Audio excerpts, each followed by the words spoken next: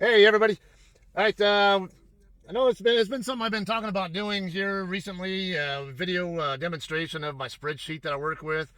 Main reason for doing this video is, for one, to give you maybe some ideas on how you can manage your own records as well. You might want to use something similar. You might want a copy of mine, or maybe you already have a copy of my spreadsheet and are just trying to figure out some ways to, what all of its capabilities are. So that's what the focus of this video is going to be on. Um, Particularly on those of you guys who already have a copy of my spreadsheet. Some of you guys might have gotten it already directly from me, or also one of the DMs at JCT. I gave him a copy of it, and I believe he's given templates of it to other drivers as well. I'm not sure how many people have it, but if you're wanting to know some all the capabilities of it, or what you should and shouldn't touch in the file, because it's, again, this file was designed with me only using it in mind. I didn't set this up in a way for to protect the parts of it from like the formulas, parts that had formulas and stuff in it, from getting compromised by someone who doesn't know what they're doing. So keep that in mind. All right, so all right, so that's what we're going to cover here, and then we'll just kind of give you some of the real basics on how to get your own spreadsheet file started, if that's what you want to do. Right? I highly recommend, if you don't already have some kind of experience with Microsoft Excel or Google Sheets, get some training done on it. All right, do some self-help books on how to get your maybe a MS Microsoft certified Excel, whatever, level 1 at least certification. Not necessarily doing the test, but at least to that level where you can use the program's features to where you can have that level of experience and know-how with the program. Same with the Google Sheets. I'm sure there are plenty of videos or other resources out there if you need help with working your way through there. I'm gonna go pretty quickly through stuff. So if you have a question on how I did something or another, just ask in the comments. All right, I can help. I'll try to give you whatever details I can without making it take too much time though. Oh, it's windy. All right. Anyway, yeah. Let's get to my spreadsheet. I'm going to show you all the little tabs on it, what each of them is for. Um, then we'll go from there. All right, guys. So this is my spreadsheet here. We're the first worksheet on here. I have a bunch of worksheets here, as you see. You might call them tabs or whatever. These are actually known as worksheets in Excel. But generally in here, you'll want to input information in the yellow colored cells. Everything else is basically designed to work automatically with formulas. Okay, also, right here, you can actually set up where it's solo or team, and you'll watch here, like for a 1,350-mile trip, it's expecting 2 10-hour breaks. I can really do it in one 10-hour break, but um, either way, now see, team, that takes out the 10-hour breaks because it assumes that the truck's going to keep moving even while the off-duty driver's on their 10-hour break. But come back here to solo. Okay, so I just did a 1,350-mile trip from Sapulpa, Oklahoma to Victorville, here at my house now, of course. Tried to do this while I was en route, but my video software didn't want to cooperate. Anyway, all right, so going down here, put the current date and time in there. This was yesterday when I was trying to do this, and I'd already put this information in. It was at 12:30 in the afternoon, Pacific time. My receiver's time is what I put in there. Average trip speed of 60 miles an hour, roughly. And I put my appointment date and time in there, the 10th at 9 a.m. That's tomorrow morning at 9. You see here, I'm already at the house. All right, it's telling me right here I'm going to need 22 and a half duty hours from start to finish to get from Sapulpa to here. And need 2 10-hour breaks. That's a total of 20 hours worth of breaks. So we have a total of 42 and a half hours required. Normally, I actually round up to the nearest hour at the very least. If I have to do more of California, or maybe if I'm going on some U.S. highway where I know that towns are going to slow me down, maybe US 54, possibly 287, in between Amarillo and Florida and Fort Worth, or US 190 if I'm going across to like Temple or somewhere. I know that certain spots are going to slow me down, so I might go ahead and add an extra hour in there just as a buffer, just in case. But normally, if I'm not going to get slowed down, I just round up to the nearest hour and we're good most of the time. In fact, going by this, yesterday I was actually 660 miles out. Let's go ahead and change that here. Because that's how far I was from here when I was trying to record this yesterday. And see, it's predicting one 10-hour break, but I didn't need a 10-hour break. So if we count 10 hours before that, 9:30 in the morning, that would have been 11:30 at night, or 23:30 last night. Turned out that's exactly when I got here. It's at 23:30. Just a little bit. I think just yeah, 23:30, 23:45 ish. In that ballpark is when I actually got here. This is when I went on duty as soon as my 10-hour break was up, right at 13:30 or 13:30 Mountain Time or 12:30 local time or Pacific time. Anyway, so yeah, it does give a pretty good accurate ETA. Now, this info here is it works best when you're not running on recaps. If you're running on recaps, that's where this comes into play. Now, I just got a fresh 70-hour clock because of I was sitting at our terminal getting truck maintenance done and was there long enough to get a 34 in, so I had a fresh 70. So it's not going to apply here, but if you're running on recaps, you're concerned that you might need recaps, or if you're wondering if you have enough recaps to get to the receiver on time, put your current 70-hour clock here in this block, and then put all your recaps in. You should know whatever based on whatever ELD system you're working with, how to figure this out. I'm not going to go into those details here. Okay, you should already know how to do that if you're a trucker running on ELD. Okay, next fuel planner. Mentioned 1,350 miles. Actually, 1,353 literally is what I'm getting paid for. If I average 7 miles per gallon, or at least that's what our fuel surcharge is based on, and that's what I can budget for. I can do that. Then the national average fuel price right now is 4.28. Okay, so we're good there. So it's telling me I'm going to need 195 gallons of fuel. Well, if you see here, I have it rounded up to the nearest five. In reality, I think it was 192 to 193 or something like that. I think it was 193ish where it really came out to. And if you look down here, you got a fuel budget that you can try to stay within as well. 834.60 is what it comes out to with the rounded number. And we can figure out what our actual fuel cost is. All right, so I'm going to show you how things went on this trip. My first stop was at the Easy Go on the Turner Turnpike and or I-44 in between Tulsa and Oklahoma City. I ended up buying 100.84 gallons. Or actually, yeah, no, that's the price I need. 367.95, I think. And then price per gallon was 365. Okay, next one. Now it's all right. Next one I made was $257.52 purchase at 370 a gallon. So my fuel purchases are. I'm doing something wrong here. Okay, it might be wanting my. All right, I think it wants the gallons here. Yeah, let me go back. I don't use this part of the spreadsheet enough to remember that was what information I wanted. Okay, so I want 100.84 gallons. Now, something else to look at here. Let's see now. Times 13 cents. I'm not sure. It should show how many gallons I need to buy. Oh, that should be okay. Well, yeah. No, never mind. 195 gallons. I'm not sure what I have that in there for. Let's get rid of that. Okay. Come back. Made the second purchase at ACAL Travel Center in Santa Rosa, New Mexico. Only bought 69.62 gallons. I topped my tanks off right there because the price was a good 370 a gallon. Okay, as you see there, now I was just a hair short to get here or what I thought I was going to need to get here. I think I was going to be, I thought it was a pretty good chance I could probably reach Barstow, but I wasn't really completely set on whether I could reach Victorville, 30 miles away from Barstow. So I went ahead and got fuel in Yucca, Arizona. But before we do that, let's see where we're at. We only paid $625 for our fuel now. We're still over $200 under our budget with that fuel. And bought about 170 gallons, as you see there. 170.46 gallons, and I'm budgeting for 195. So I have room to take on another 25 gallons of fuel to stay within my planned amount of fuel. And I have over $200 that I can spend to stay within my fuel budget.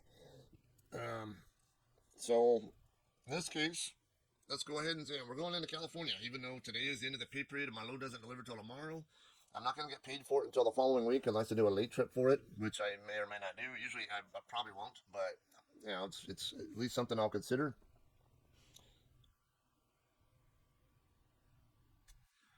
All right, either way, I have money I can still spend, and I want to get as many gallons as I can out of the money that I'm already budgeting for my fuel use. It's either that or get my planned amount of fuel and get that planned amount for as cheap as possible. That would be the idea on how to make more money here. All right, so final purchase was 45.13 gallons at 4.50 per gallon. As you see here, I still stayed with about $6, just about $6 below my fuel budget, and I actually got how much? Down here at the bottom, I got 215.59 gallons. So I actually got 20 more gallons sitting into my fuel tanks than I technically needed, and that was assuming that I got right at 7 miles a gallon. What I really got was 7.3, I think it was, getting over here. So I did even better. Well, now I can make my trip to wherever I'm going to deadhead to, maybe even get back out of the state before I need to get fuel again. So that's why I did it that way. Anyway, might see here too, I have this here, planned miles per shift. So if you know how many miles you want to run per shift, it'll give you an idea of what you're going to have left over to run on subsequent shifts. 660 miles, see, it's planning in 2 stops. I mean, one 10-hour break in between, but as I mentioned, I can run 660 in a single shift. Let's go ahead and put this at 1350 though, and see how that changes on its own. So yeah, you can run a couple of 650 mile shifts, and you'll be 50 miles away still after that. Or if you run 600s, all right, you can run a couple of 600s, and you'll still be about 150 miles out. Plenty close enough to get you in, deliver, run toward another load, whatever. Just kind of help give you an idea on what you need to work with. If you want to run minimal number of 10-hour breaks, but maybe you're not feeling the greatest, well, what would you want to run as a minimum?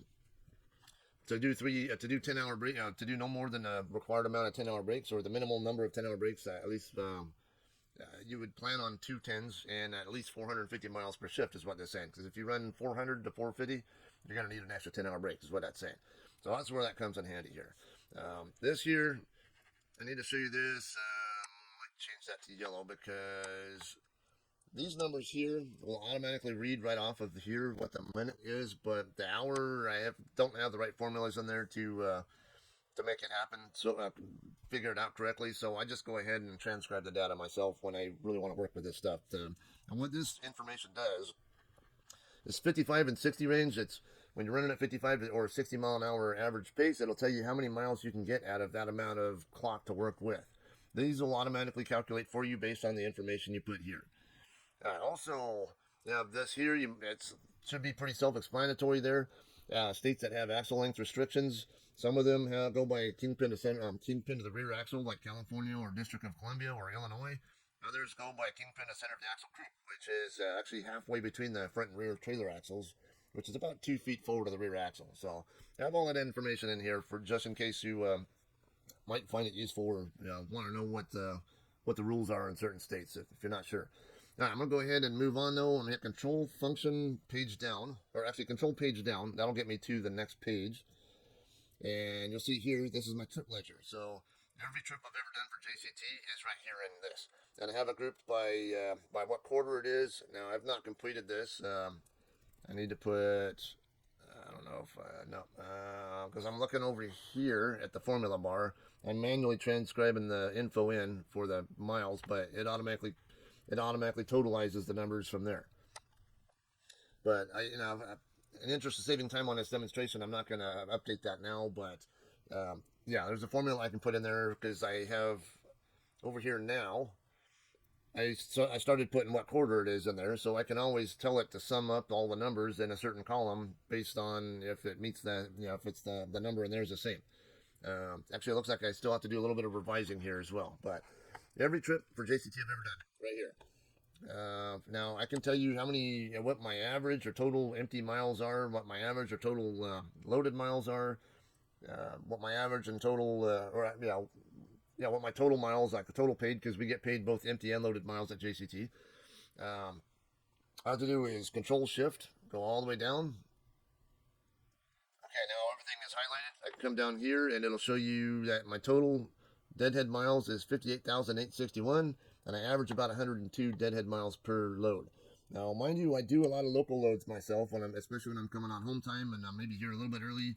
I tend to do local stuff, so it tends to skew my numbers downward compared to what the average driver is going to do. All right, so come back up here. Now, loaded miles, I can do the same thing. And we'll see here I've done 622,156 total and 1,080 average. And there have been 576 total loads. Longest paid miles was 2963. So if you want to know, okay, what's that 2963? If you're just curious, you can always scroll down here and just check that one only. And here you go, 166, 43, 93, 3,105 paid miles. All right. Now, I don't tend to put that much information in here. As you see, though, there is a certain amount of fuel data in here. Cumulative miles per gallon. Should be, let me move this out of the way. Fuel per, cumulative average fuel cost per gallon or per mile, whatever. I think the total have. Should be something in here about DEF also. But there was a point in time where I kind of just slacked off. See here in 2018, I stopped doing it. So, but it's available for you. And most of this, if you just look up here in this row here, look up here first. If you see a formula, it's best that you not try to change it manually. It's better that you say if you want to come down, if you want to keep this going downward, just highlight everything, Control C it, and then Control V. All right, so that's there's that option there for you. I'm going to move on now to pickup and delivery log. Now, every pickup, every delivery, every swap, every grab out of a drop yard, every drop in a drop yard I've ever done for JCT is right here. Trip number, what trailer number I used for that load. With that information, I can figure out how many times I've used the same trailer, or how many loads in a row I use the same trailer before I switch trailers. I found a while back that the most I've ever done with the same trailer was 5 loads before I was using a different trailer. But I found that most of the time I only have a trailer for 1, maybe 2 loads before I'm no longer seeing that trailer. All right, so what day I picked it up or delivered it. Now you can use your own codes in here as well. I use S for if I swapped with another driver in any direction, whether I gave it to them or I acquired it from them. I also use S if I'm picking it up from a drop yard or dropping it in a drop yard. It's just me, but you can go a little bit more detailed there if you want to break it down a little bit better than that if you like. And you'll see here, customer. Now you can, if you want to know what customer do you go to the most, or how many times have you been to a particular customer, you can just use the filters here to figure that out. Also, as you see here, I got what product it is, and then sometimes I might have a note in there too. Like, so this says Tonu, that's truck order not used. That means that load got canceled. Okay, this one here was I delivered that at PCC Logistics in Carson, California. That was eventually going to, after I got off of my trailer, it was going to go into a container that was going to end up on a ship that was bound for South Korea. The next one here, OTD Assist. So I swapped with that driver to help them make on-time delivery for that load, whatever their reason for being late, doesn't matter. All right. Sometimes I do this too, where I'll have pickup at Conagra in Russellville, Arkansas. Frozen pies. It turned out it was a load of Marie Callender pies. So something like just something like that. Sometimes can be swapped a loaded for an empty here. And so Bay Logistics in Phoenix, Coca-Cola Fairlife product is what I was picking up. Anyway, you get the gist of that. Moving on though, shift log. I started doing this, but I kind of stopped. It's just, there's only so much information I want to really spend time keeping a record of or putting in, and this was just, I don't know, I got a little bit not overwhelmed, but just kind of got bored with doing it, I guess, if you will, but it's just an option for you. The idea here is I put what date it was, what my odometer reading was when I started my 10-hour break, where I did that 10-hour break at. You see, I did I do quite a few breaks in Victorville, here at my house. So yes, I get home a lot, and so this is why I like being at JCT. And then also see how many miles I run. Okay, well this is, stopped at my house for a 10-hour break prior to delivering my load. Delivered it in Colton, reloaded in Colton, PC'd back to my house for a break, then back to the drop yard for the load. And then my next break was in Wilcox, Arizona, and so on. All right, so that's what you can use this for if you do choose to use it. All right, fuel economy. This is another thing I was kind of testing out, but again, this was like getting a little bit overkill on the data. I was kind of curious in certain sections of certain highways. what kind of fuel economy should I expect to run within a certain area. But I just said screw it. It's too many details to try to keep up with, and too many little technicalities like, am I running between the California line and I-17 on I-40? Or am I turning off from there in between there somewhere? And it kind of complicated that. So I was like, I'm not going to waste my time on that. All right, don't worry too much about this. This was just some kind of little scratch thing I threw in there to, just some of the differences between a JCT spec JCT truck and a Hirschbach spec JCT truck. And those aren't even all of the differences. Those are just some of the ones I just off the top of my head came up with, and that was it. All right, stats by state. You can come up here and sort all these by, so I have them sorted by state right now, and so you can see how often you're doing what in any particular state. Or I can sort this from largest to smallest on the count, and you'll see that by far I do more pickups and deliveries in California than doing anything anywhere else. Even swaps repowers in California are more than any other state doing anything. But you can scroll down and see what places I've not done anything at or done particular things at. Maybe I just want to know how many deliveries, because this is something else actually could come in handy for you guys. Home time. Home time, if you're a driver, is very important most of the time for almost everybody. And you want to know if you can reliably get home with a particular company. Okay, well, I don't tend to run at all in certain areas. I might pass through, but let's just say now it's especially important deliveries. If you want to get home, what deliveries does the carrier you're interested in make in your general area? If they have an abundance of freight delivering in your general area, you're gonna have an easy time getting home. If they don't do much delivery freight in your general area, you're gonna have a difficult time getting home. So it's just kind of nature of the beast with trucking industry. All right, so here are all the deliveries, and we can see where I do the least at: Connecticut, Delaware, Idaho, Indiana, Louisiana, Massachusetts. Massachusetts, Maryland, Minnesota, Montana, North Dakota, New Hampshire, Ohio, Rhode Island, South Dakota, Vermont, and West Virginia. All those states I've never done even one single delivery to yet. Doesn't mean I don't go through them, but it's actually certain parts there, not never with JCT, but some of those other states I've been through on the way to other places, but never actually delivered to. And as you see here, I had one delivery in Wyoming, one in Tennessee, one in South Carolina, so on and so on. So you can use these filters to your advantage if you want to know, just how often or seldom you're in certain areas and what are you doing there too. All right, moving on. I'm going to skip this because this is another scratch thing I was working with. This is trucking company safety data. This is obsolete information as well. It's probably at least a good year old if I had to guess. But that's a totally different topic. I should probably post something about on a different vlog, right? So we'll talk about that in a different one. Because that is good information for you guys to learn if you're not already familiar with it. All right, coming over here to expense calculator. This really comes in handy too. So I just delivered a load to Pauls Valley, Oklahoma, not too long ago. Let's figure out the miles. Kind of give you a ballpark guess on what I would expect to take home for pay based on that. Let's see if this thing will cooperate with me. Okay, did 1,403 plus 227. 1,403 plus 227 plus, or actually, let's see, that's 1,630 miles. That's going to pay for that Pauls Valley trip. All right, so I'll run 1,630 paid miles. I get paid $1.20 a mile, and current fuel surcharge is 42 cents a mile. Now I pay 10 cents a mile for my maintenance account. Generally, people only pay 5 here, but I pay 10. And the lease payment for me is 26 cents a mile. As you see here, it automatically calculates all this stuff for you based on what miles you're running. The lease payment is fixed. I have all these other numbers fixed as well based on what my actual paychecks are.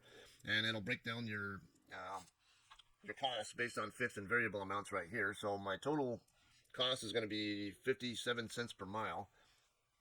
That doesn't include fuel. That's just for the truck payments, insurance, and all the other, I would say operational costs minus fuel.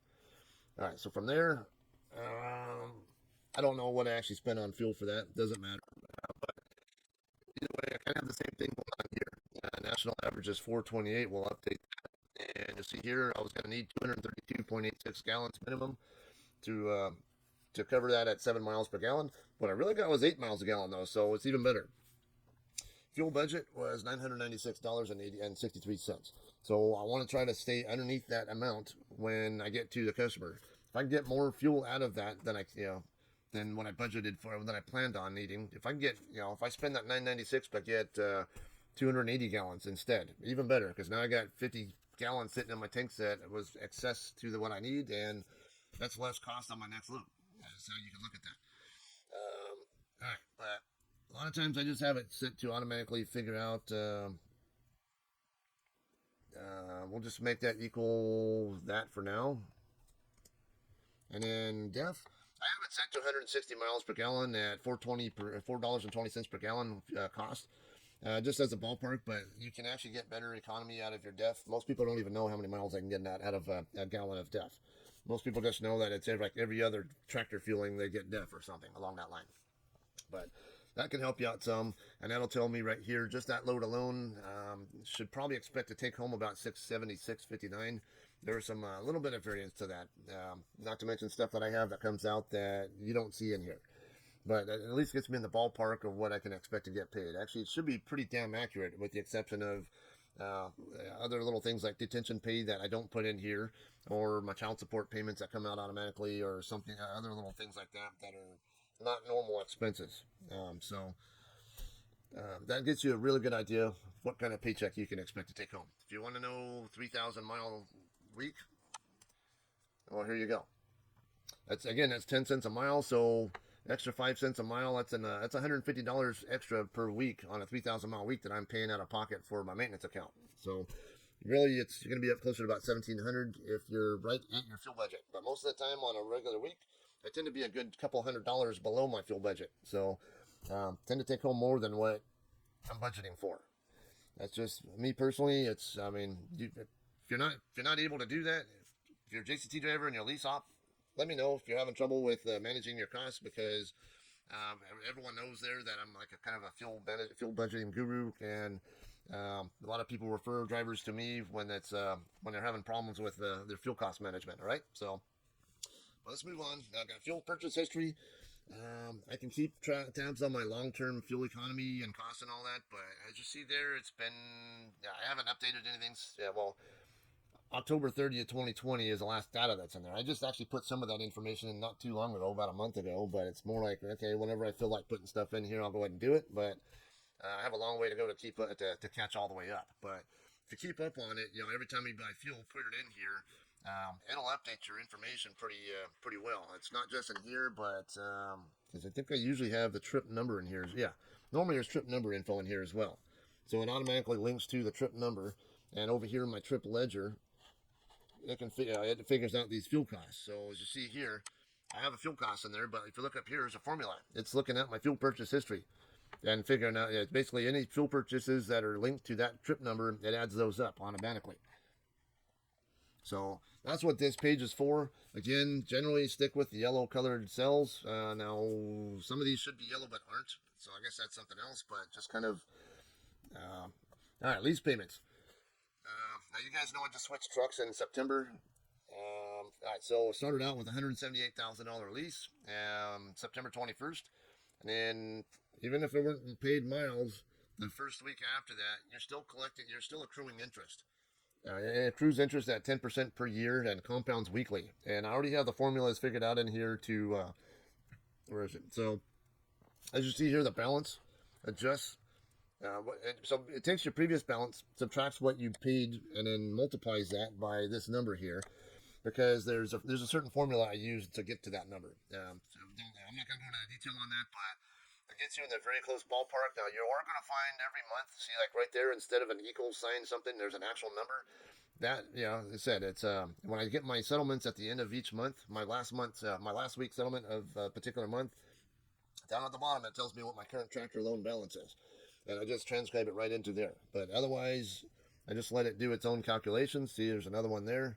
When it comes down here to where everything is 728, then I know that's where I'm actually at right now in the progress. So my current loan balance is $166,000. So I've already paid $12,000 toward the truck. I can tell you from here how many miles I've, let's see, how many miles I average per week. It's 2719. Generally about 2,800-ish is what you should expect. It's been a little bit on the low side because of medical appointments, time off, stuff that I don't normally do so much of. Or, I spent a few days with getting truck maintenance done at our terminal just the other day. So those can slow me down. But otherwise, they run me great. I tend to get really good miles. And you'll see that there's a lot of variance in what I get paid. I don't do trips. I don't do late trips, and I don't do T-calls to try to balance out my pay. It's just, I do the roller coaster type pay. So, but I budget for it. I know a lot of you guys don't. But, a lot of this stuff, it could be useful info for you. I don't know. It's just whatever parts of this. If you're using my spreadsheet, I'm just kind of helping you with what features are in here already that you can work with. You can always expand on it too, or even just use only certain parts of it and not worry about other stuff. That's here. All of the I-40 truck stops that accept EFS fuel card.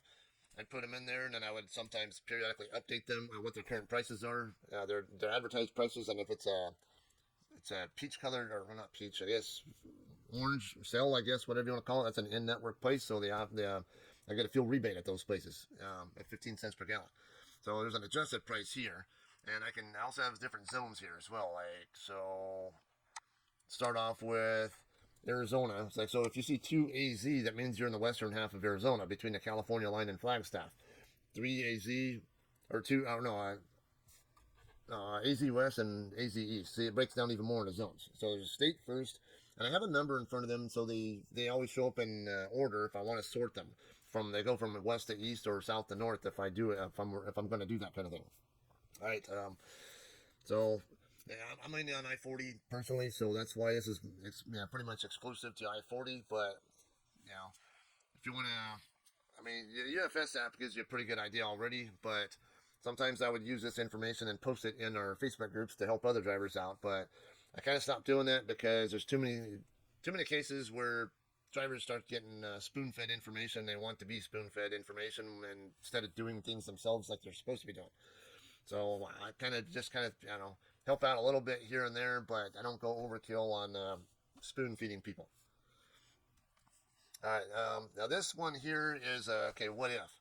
If you're making your regular truck payments and you're running this many miles per week, there's a little bit of work that goes into this, figuring things out. But if you run a certain number of miles a week, if you know what your tractor balance is and what you're paying per week, then it'll tell you exactly what date you can expect to pay off at that work, and how many miles you're going to have to run between now and then to do it, how much total you're going to pay for the trip, and how much interest total you're paying as well, and all that. And toward your truck payment. It's different. The time is between when you pay off the truck at the regular payment amount versus when you pay extra 5 cents. So on this case, like 2,700 miles a week. I was helping another driver with information for them. At the time I did this, which was a while back, the regular payment, the truck would have been paid off on May 19th, 2027. They would have ran 702,000 miles and paid 213,000 total for the truck. Now, if they paid an extra 5 cents a mile, they would have paid it off on July 8th, 2026. So a good 10 months early, 315 days earlier. They would have saved almost $8,000 in total amount paid toward the truck by the time it was paid off. It would also saved over $7,900 in interest paid, and they would have paid the truck off 121,000 miles sooner than if they were paying just the regular payments. Now, generally, though, I don't recommend paying an extra 5 cents a mile because there's always, these are walkaway leases that JCT does. So if you get fired or you get terminated or you get ran over by another driver, yes, this did happen to a friend of mine. He's still alive, thankfully. He got ran over by another driver while he was walking toward a building and broke both of his legs because of he had ended up underneath this person's truck. Now he's disabled for a while until he's able to recover. Well, he got medically terminated. He's no longer in the truck. If he was paying an extra 5 cents a mile toward his truck, well, the only thing that he's going to get out of that is lower taxable income that he can report on his next tax return. Otherwise, that money went to JCT. Nothing against the JCT, I love them, but that's the risk you take if you pay an extra toward there. Okay, also going to the next worksheet here. Now logged miles. So every day, now there are times I've forgotten to do it, and when I just use my 8-day page to get this information. Before I scroll down though, you'll see here all of my every quarter I've been in the JCT. You'll see how many miles I ran that particular quarter, and in a 4-quarter run, rolling 4-quarter period, you'll see how many miles I run per year, basically. So you see, I've gotten as high as 149,000 miles in a year. And the worst was actually more recently, 134,000, looks like. Um, yeah, so 2021 was a great year for me as far as running miles were concerned, but 2022 was not good. Spent a lot of time with my truck in the shop, or sitting around waiting for it to come out of a shop, or getting to loaner trucks, or medical appointments slowed me down as well. That's what had a lot to do with that. But my miles went back up last quarter, and I'm on. This looks like it's low right now, but I'm on pace to end up in the mid 30,000 range this quarter as well. All right. So again, yellow colored cells, input that data. Anything that's not yellow, just copy paste it if it's not already there, already waiting for you. See, like right here. Well, today's the 9th of March, so I would go ahead and do that. Then I'll come over here, highlight that and copy down, and that's it. And so the only thing I have to do in here is input how many miles I ran on the 8th of March, how many hours and minutes I drove, and this actually should figure out on its own. See, okay, I'll save that one. Now, a couple others here. Maintenance timer. Now, this was set up for Peterbilt. It's these intervals are for our MX-13 engine or my Peterbilt 579. Yeah, either or. I'm in a Freightliner now. The interval is 75,000 generally, so these aren't going to apply to me now. But I can still use a lot of this information. APU oil change, 1,000 hours. Well, my APU just hit 1,100 and some odd hours the other day. I got tractor and APU PMs done while I was at our terminal just the other day. Annual DOT, of course, is every year. Grease job, relube, see your fifth wheel or a lot of Zerk fittings on the truck, whatever. Should I ideally do every 25,000 and so on. But so you put your current miles right there. Actually, how about we highlight that? And then the last mile, when the last time you did the maintenance, that particular maintenance on the vehicle, you put them in here and it'll automatically figure out if that thing is due. As you see here, there's nothing showing up there, but there's a formula right there. So if I put, let's just say 800,000. Now, see, it'll show that all these 50,000 mile maintenance items are due. So I know that it's time to do that. I'm somewhere around 85,000 now. And then tire changes, I put what my odometer reading was when I got that particular tire changed. Actually, I need to update this because my Peterbilt had super single drive tires on it. My Freightliner has duals on it, and this was set up for super singles. And I actually just changed the drive tire while I was at our terminal the other day, so I can always update that and kind of figure out how many miles I'm getting out of my tires before I change them as well. So that's useful. Drivers and trucks that just any time a driver has an anniversary, I put them in here. If they're still with the company, I kind of helps get me to be more familiarized with people in the company, even if I don't know them. I haven't been updating this information in quite a while though. Same with truck numbers. Sometimes I cruise in this truck or that truck, whatever. People always ask me that. Finally, the parts. Um, Pretty common where I need an airbag for my tractor or my trailer, and sometimes these airbags are hard to come by. Go to a tire shop and find out they don't have the bag I need or something, or I can always call the shop in advance before I even get off the freeway and ask them, hey, I need a trailer airbag? Do you have any such and such part number in stock? Because if you don't, and then I'm just going to go ahead and keep rolling and go somewhere else. But if they have the part on hand that I need, all right, I'll be there at such and such time. And get checked in when I get there. So that's kind of the idea on that. Okay, that kind of covers everything on my spreadsheet.